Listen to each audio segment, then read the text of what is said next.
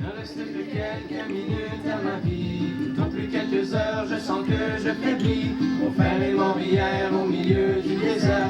Je suis maintenant le dernier humain de la terre.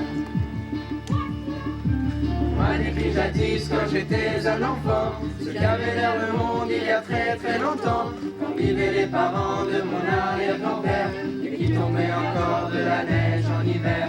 En ces temps on vivait au rythme des saisons et la fin des étés arrangeait la moisson.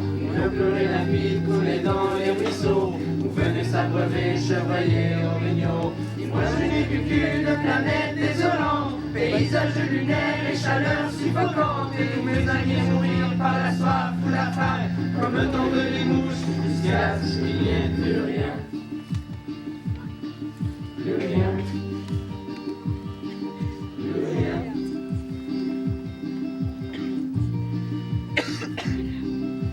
Il ne reste que quelques minutes à ma vie. Tout au plus quelques heures, je sens que je faiblis. Mon frère est mort hier au milieu du désert. Je suis maintenant le dernier humain de la terre. Ça a commencé il y a plusieurs années, alors que mes ancêtres étaient obnubilés par des bouts de papier que l'on appelait argent, qui rendaient certains hommes vraiment riches et puissants. Et ces nouveaux dieux ne reculant devant rien, étaient prêts à tout pour arriver à leur fin. Pour s'enrichir encore, ils ont rasé la terre, pollué l'air ambiant et tari les rivières. Et au bout de 100 ans, des gens se sont levés et les ont avertis qu'il fallait tout stopper. Mais ils n'ont pas compris cette sage prophétie. Ces hommes-là ne parlaient qu'en termes de profit. C'est des années plus tard qu'ils ont vu le non-sens. Dans la panique, on déclarait l'état d'urgence. Quand tous les océans ont utilisé et que les inondations ont frappé les grands prix. Et par la suite, pendant toute une décennie, ce fut les ouragans et puis les incendies, les tremblements de terre et la grande sécheresse. Partout sur les visages, on lisait la détresse. Les gens ont dû se battre contre les pandémies, décimés par millions par d'atroces maladies. Puis les autres sont morts par la soif ou la faim, comme tombent les mouches, jusqu'à ce qu'il n'y ait plus rien. Plus rien. Plus rien.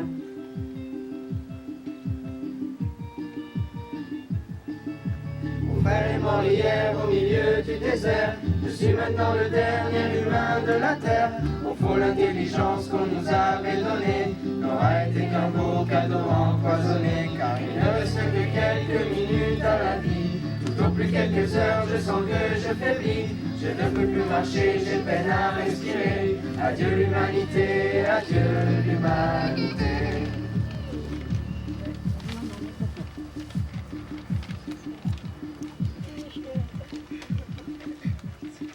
Bravo! Bravo!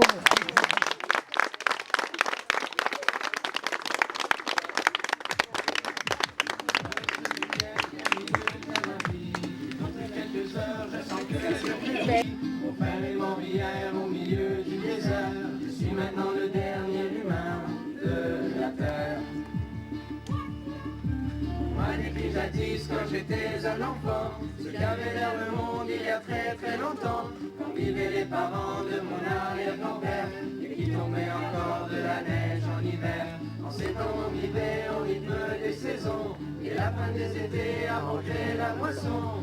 On pleurait la vie coulait dans les ruisseaux où venaient s'abreuver chevreuils et orignaux. Et moi je n'ai vu qu'une planète désolante, paysage lunaire et chaleur suffocante.